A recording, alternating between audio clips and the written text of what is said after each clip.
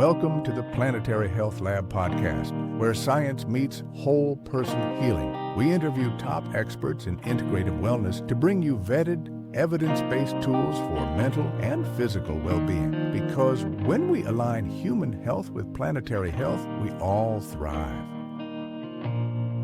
My name is Elise. I run the Hope Wellness Collective. We blend science and soul, and it's all about finding hope, reawakening joy, re-energizing yourself, just everything that is tailored to a whole person wellness system. And that incorporates movement, fitness, epigenetics. We look at all different kinds of things, mindset shifts through neuroscience. So it's a blend of science and soul because, like I said, I think both are necessary in healing.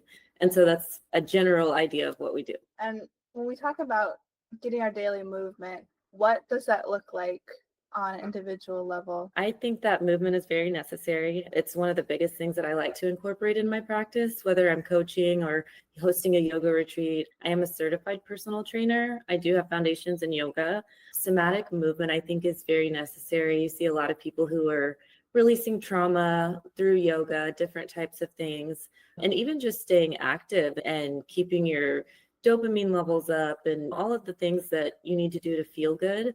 That could be running, that could be walking. Something special about the program that I use is we incorporate epigenetics. And so you may have someone who benefits more for high intensity workouts. And then you may have someone else who is not wired that way. They may have autoimmune conditions like thyroid, hyperthyroid, Hashimoto's.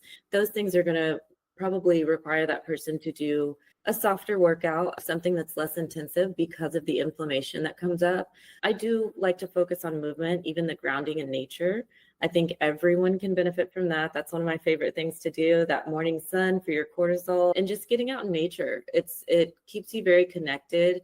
It reduces your stress. And so I think using all of the different methods of wellness and movement and incorporating that specifically to individuals is very important. What about people who live in the city, like deep city, and they feel like nature is out of touch for them? What are some ways they can get nature? Absolutely. So that is a hard one. Sometimes even people who don't live in the city, say you're just having a day and you're like, I do not feel like getting outside today. Some of the things that you can do as alternatives they're not, obviously going in nature is always the best, but even if you just open your window and you sit in the sun, if you want to sit on your patio and read a book, eating your breakfast, lunch, dinner, any of your meals, eating them in the sun is so beneficial to your body. And so just simple things like that. You don't have to go on a hike. You don't have to go on like a 5-mile run, but just to be even in sunlight, something that simple helps. You can do what I like to call weighted grounding, where if you have like a rock or something from nature, you can hold on to it, just sit with it, stay present. There's a lot of meditation techniques where you can incorporate grounding in your home as well. I was speaking to a colleaguist the other day about, she said she recommended admiring a plant. And I like that one too. I love that you brought that up. Plants, I look at in a way because they're life, they're living beings. And so I think that just having plants around is also healing. You can look at the science when it comes to like snake plants in your home and clearing the air and so forth. But I even have a 1-year-old who I teach that we keep sunflowers around in the house. That's my company's logo, just because I feel like sunflowers always turn toward the light. And so even with my son, we teach him to talk to the plants. So we wake up in the morning and he's, hi. And so that just shows on a small scale, even with little children, that having plants and nature around is very beneficial and helpful. It sparks joy. It just makes you feel better. And there's a lot of health benefits that you can look at scientifically too. That's so sweet. Going back to what you're talking about, some people with their genetics and their disposition are high intensity workouts are more important for them. How do you know if you're a high intensity workout person? So in my program, what I like to point out is that we do an actual DNA testing that runs all of your genes and it shows us the markers. And so in doing that, you're able to see that it'll give you a scale from the low end to the high end, that your genetics are you're more, I don't want to say predisposed, but your genetics show that you would benefit more from a lower end workout. And that can be because of certain gene variants, which would be specified in that report.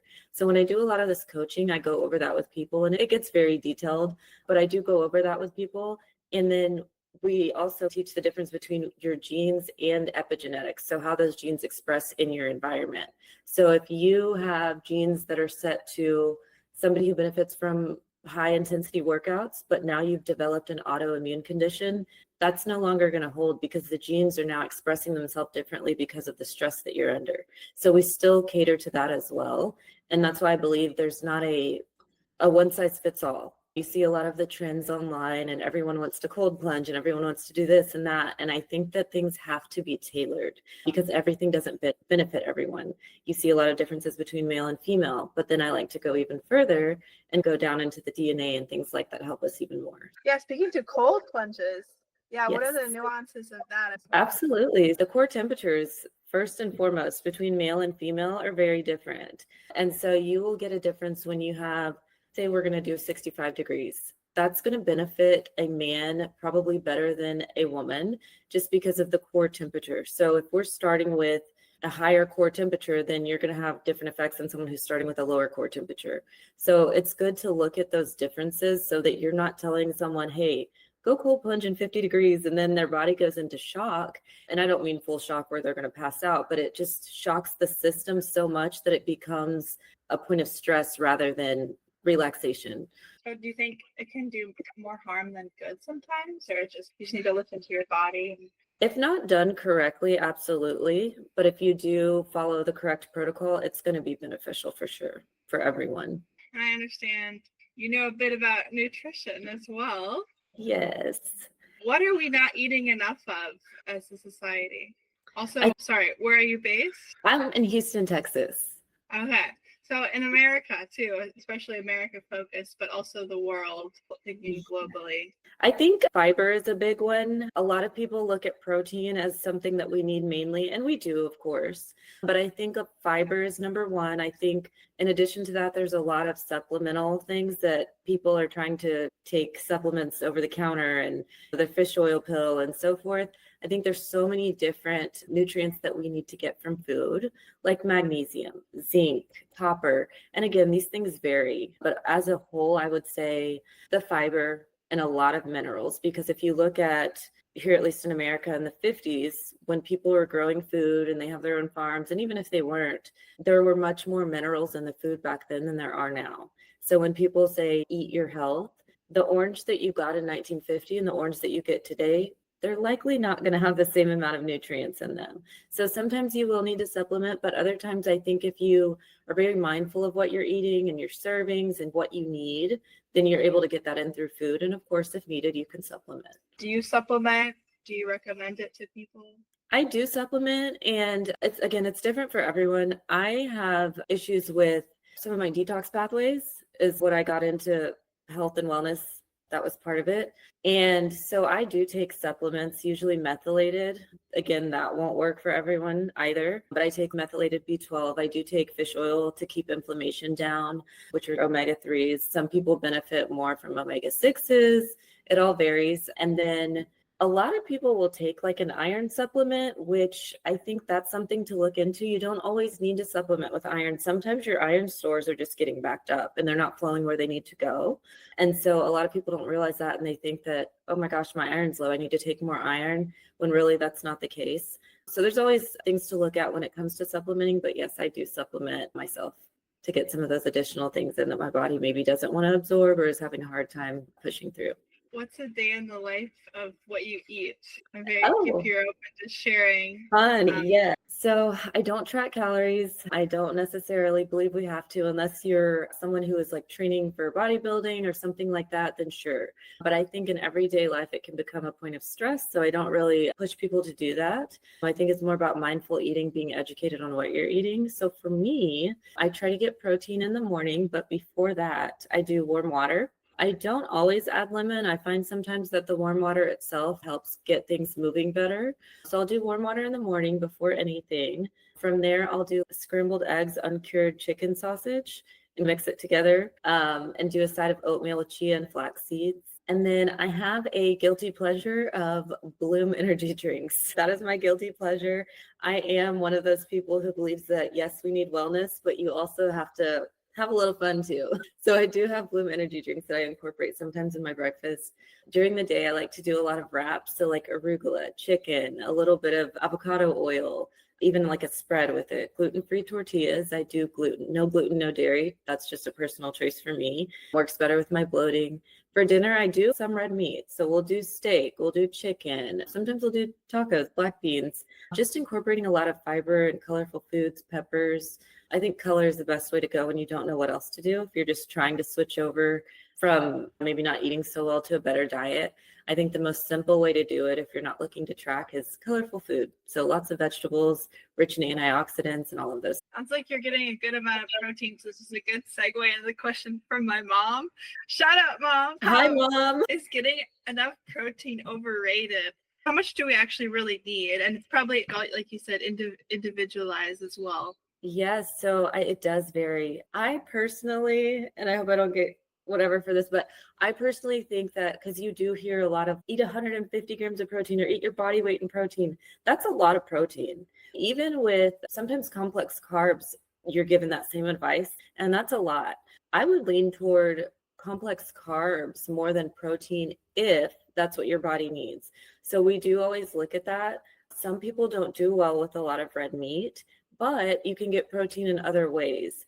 If you don't meet that almost your body weight requirement, I think that's okay, again, unless you're trying to bodybuild or something. As long as you're getting in a full scope of the nutrients that you need and that you know that your blood sugar is in place, you know that you're getting the right amount of energy stores, which we would look at all other different things to determine that. I don't always think it's necessary to get so much protein. Like I said, I think fiber is even more important than protein. That's my personal opinion. And that can be tweaked based on looking at a person's full scale of what they're eating, what their DNA calls for, what their diet has already got incorporated in any kind of autoimmune issues or whatever they may have. I think it is a little bit hyped, though, to answer your question. I think I would prioritize fiber before protein and some complex carbs. So what happens in our bodies if we don't have enough fiber? What are we seeing? You will see the one common thing, which obviously is some constipation, you're getting backed up. It can have effects on your hair, your health, just in general, because you're not getting what you need to pass through and detox your body. Okay. And I guess so if someone's trying to revitalize their life with movement, with nutrition, and they want to be 10% healthier, do you recommend taking the first steps towards movement or towards nutrition, or trying to prioritize both equally? So interesting. I'm going to say neither. I think if somebody wants to start to improve their life by 10% with their health and wellness, I think it starts with your mindset. And so that's where I incorporate neuroscience, also meditation, and then I would gradually move into movement even before nutrition, because you can eat healthy all day long, but if you don't have the right movement in place and you don't have the right mindset in place, you're not going to get anywhere with that nutrition. It's going to not have the same effect as it would if you're incorporating movement and a positive mindset. I think it gets very overlooked in the wellness community how important it is to be spiritually connected, whatever you believe, even if you're not religious, just being connected, like I said, to nature or to some, even if you feel like it's like your inner self, there's such a strong foundation in having a spiritual connection first. And so that can tie in, like I said, to your mindset, then to wellness, and then to nutrition, or I'm sorry, to movement and then nutrition. I've heard like the best kind of movement is a movement that you can sustain or something that you enjoy. Once you find the movement you enjoy, how much movement is there, like a criteria? Is there a gold standard? Yeah, I think it fits people's schedule too. That's one of those things that's hard to figure out. But one thing that I would suggest for everyone is that morning and evening. So if you could get 15 minutes in the morning, 15 minutes in the evening, that's great. If that's all you can get in. If you can get more than that, of course, that's wonderful. But I think starting the morning with movement is so important. And then even going to bed at night, even if it's just something simple, slow movement, stretching, a little bit of yoga, even if it's beginner yoga. But I think starting and ending your day with movement will bring so much relaxation as you're going to sleep, and it will help you rise when you're waking up. All right. Thank you so much for speaking with us and sharing your wisdom. Thank you. I really appreciate you guys having me on. It's great learning from you and picking your brain. I've been wanting to do more yoga in the morning, and then I'm a hill sprinter. I like to do that in the evening. Oh, really? I find it really difficult to go for a run in the morning. I'm not sure why. Yeah, I think waking up is just one of those things where it's like some of us are slower moving in the morning. So going for a run first thing might be a little overwhelming, but even just a little bit of yoga, throw on a YouTube and a couple minutes of yoga and get you going. Thanks for listening to the Planetary Health Lab podcast. If you're interested in being a guest or want to nominate someone doing impactful work in integrative wellness, we'd love to hear from you. Reach out by email at info@tinihabitat.com. That's info@tinihabitat.com. Better health starts with better information. Keep learning with us on Instagram, Spotify, and X.